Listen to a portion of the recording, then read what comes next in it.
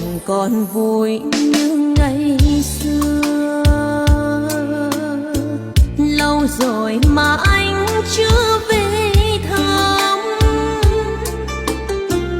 cô em gái nhỏ cô ngày nào. Năm nay sắp sửa để vào đời, bây giờ đang tập làm thơ.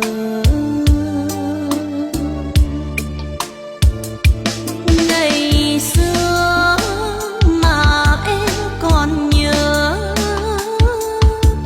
gần anh có hỏi em rằng chừng nào em lớn như anh, đường tình em sẽ thương ai. Bây giờ thì em cao bằng anh, thương thời chẳng thương ai.